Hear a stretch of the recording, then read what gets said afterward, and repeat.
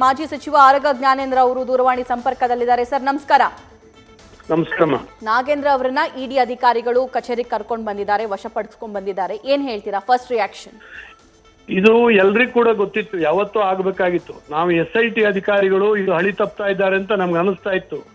ನಾನು ಮೊನ್ನೆ ದಿನ ಬೆಂಗಳೂರಿನಲ್ಲಿ ರಿಯಾಕ್ಟ್ ಮಾಡಿದ್ದೆ, CBI ಬಂದ್ರೆ SIT ಅಧಿಕಾರಿಗಳನ್ನೇ ವಿಚಾರಣೆ ಗುರಿಪಡಿಸಬೇಕು ಅಂತ. ಯಾಕಂದ್ರೆ ಇವರು ಅನೇಕ ಮೊಬೈಲ್ಗಳನ್ನ ಸೀಸ್ ಮಾಡಿದ್ದನ್ನ ಗುಪ್ತವಾಗಿ ಇಟ್ಟಿದ್ದಾರೆ, ಸೀಸ್ ತೋರಿಸ್ಲಿಲ್ಲ. ಯಾರು ವರ್ಮಾ ಅಂತ ಹೇಳಿ ಯಾರಿದ್ದಾರಲ್ಲ, ಸತ್ಯನಾರಾಯಣ ಸತ್ಯನಾರಾಯಣ ವರ್ಮಾ ಅವರ ಪೂರ್ತಿ ಸ್ಟೇಟ್ಮೆಂಟ್ ಗಳನ್ನ ಇವರು ರೆಕಾರ್ಡ್ ಮಾಡಲಿಲ್ಲ. ಆತ ನನ್ನ ಮಾಹಿತಿಯ ಪ್ರಕಾರ 40 ಕೋಟಿಯನ್ನ ಬೆಂಗಳೂರಿಗೆ ತಗೊಂಡು ಬಂದು ಇವ್ರಿಗೆ ಕೊಟ್ಟಿದ್ದಾನೆ ಅನ್ನುವಂಥದ್ದು ಹೇಳಿದ್ದಾನೆ ಅಂತ ಹೇಳಿ ನನ್ನ ಮಾಹಿತಿ ಇದೆ. ಇವೆಲ್ಲವನ್ನೂ ಕೂಡ ಗುಪ್ತವಾಗಿ ಇಟ್ಕೊಂಡು 40 ದಿವಸದ ನಂತರ ನಿಮ್ಮ ಮೀಡಿಯಾಗಳಲ್ಲಿ ಮತ್ತು ಸಾರ್ವಜನಿಕ ಇದರಲ್ಲಿ ಮತ್ತು ಬಿಜೆಪಿಯ ಹೋರಾಟ ಬೀದಿಗೆ ಬಂದ್ರ ಮೇಲೆ ಯಾವ ಒತ್ತಡಕ್ಕೆ ಅನುಸರಿಸಿ ನಾಗೇಂದ್ರ ಮತ್ತು ದದ್ದಲ್ ಅವರಿಗೆ ನೋಟಿಸ್ ಕೊಡ್ತಾರೆ ಇವರು. ಫಸ್ಟ್ಗೆ ನಾಗೇಂದ್ರ ಮತ್ತು ದದ್ದಲ್ ಅವರಿಗೆ ಕೊಡ್ಬೇಕಾಗಿತ್ತು, ಅದು ಗೊತ್ತಿತ್ತು SITಗೆ, ಕೊಡ್ಲಿಲ್ಲ. ಇದನ್ನ ಸಗಣಿ ಸಾರಿಸ್ಲಿಕ್ಕೆ ಇವರ ಒತ್ತಡದಿಂದ, ಯಾಕಂದ್ರೆ SITನಲ್ಲಿರೋ ಅಧಿಕಾರಿಗಳು ಒಳ್ಳೊಳ್ಳೆ ಅಧಿಕಾರಿಗಳೇ, ಅವರ ಒತ್ತಡದಲ್ಲಿ ಇವತ್ತು ಕೆಲಸ ಮಾಡ್ತಾ ಇದ್ದಾರೆ. ಮುಖ್ಯಮಂತ್ರಿ ಉಪಮುಖ್ಯಮಂತ್ರಿಗಳು ಅವರಿಗೆ ನಿರ್ದೇಶನ ಕೊಡ್ತಾ ಇದ್ದಾರೆ, ಯಾವ ಕಾರಣಕ್ಕೂ ಇದನ್ನ ಸರಿಯಾಗಬಾರ್ದು, ಏನಾದ್ರು ಮಾಡಿ ಮುಚ್ಚಿ ಅಂತ.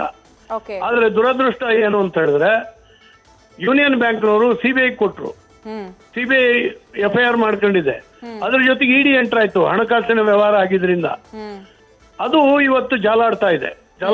ಇಲ್ಲದ್ರೆ ಇದು ಹೊರಗೆ ಬರ್ತಿರ್ಲಿಲ್ಲ. ಆದ್ರಿಂದ ಈ ಬಡವರ ದುಡ್ಡು, ದಲಿತರ ಹಣ, ಇದು ದಲಿತರ ಅಭಿವೃದ್ಧಿಗೋಸ್ಕರ ಮೀಸಲಿಟ್ಟಾಗಿರ್ತಕ್ಕಂಥ ಹಣ, ಇಂಥ ನೀಚ ಕೃತ್ಯವನ್ನ ಮಾಡಿದ್ದಾರೆ. ಇದರಲ್ಲಿ ಇಡೀ ಸರ್ಕಾರ ಇನ್ವಾಲ್ವ್ ಆಗಿದೆ, ಕೇವಲ ನಾಗೇಂದ್ರ ಅಥವಾ ದದ್ದಲ್ ಅವರು ಅಲ್ವೇ ಅಲ್ಲ. ಇನ್ನೂ ಕೂಡ ಬೆಳಕಿಗೆ ಬರಬೇಕು ಯಾರ್ಯಾರಿಗೆ ಹಣ ಹಂಚಿಕೆ ಆಗಿದೆ. ನಾಗೇಂದ್ರ ಅವರು ಇವತ್ತು ಬಾಯಿ ಬಿಡ್ತಾ ಇರಲಿಲ್ಲ, ಅದಕ್ಕಾಗಿ ಅರೆಸ್ಟ್ ಮಾಡಿದ್ದಾರೆ ಅನ್ನುವಂಥದ್ದು ನಾನು ಮೀಡಿಯಾದಲ್ಲಿ ನೋಡಿದೆ. ಅರೆಸ್ಟ್ ಮಾಡಿ ಅವ್ರು ಬಾಯಿ ಬಿಡಿಸಿದ್ರೆ ಗೊತ್ತಾಗುತ್ತೆ ಹಣ ಎಲ್ಲಿ ಹೋಗಿದೆ ಅಂತ. ಹಣನ ವಸೂಲಿ ಮಾಡ್ಬೇಕು ಅವರಿಂದ, ಇಲ್ಲೇ ಅವ್ರ ಆಸ್ತಿ ಹರಾಜು ಹಾಕಿ ಹಣನ ಜಮಾ ಮಾಡಿ ದಲಿತರಿಗೆ ಕೊಡಬೇಕು.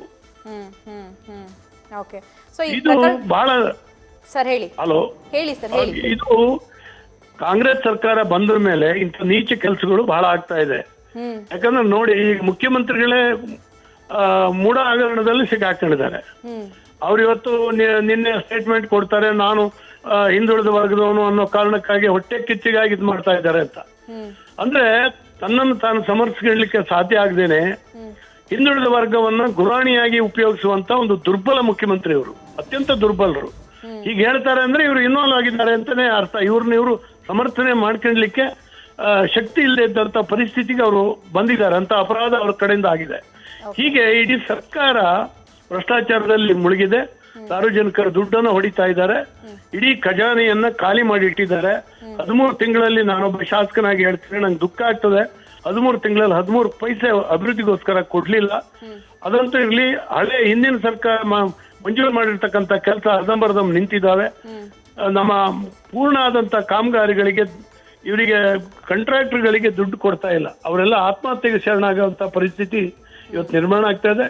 ಇವತ್ತು ಅವರಿಗೆ ಹಣ ಕೊಡಬೇಕು, ಮಂಜೂರಾಗಬೇಕು ಅಂತ ಹೇಳಿ ಹೇಳಿದ್ರು, ಮಂತ್ರಿಗಳಿಗೆ ಎಷ್ಟು ಪರ್ಸೆಂಟೇಜ್ ಅಂತ ಹೇಳಿ ಕೊಟ್ಟು ಕೆಲವರು ಗುತ್ತಿಗೆದಾರರು ಹಣ ತರ್ತಾ ಇದ್ದಂಥದ್ದು ಕೂಡ ನಮ್ಗೆ ಗೊತ್ತಿದೆ.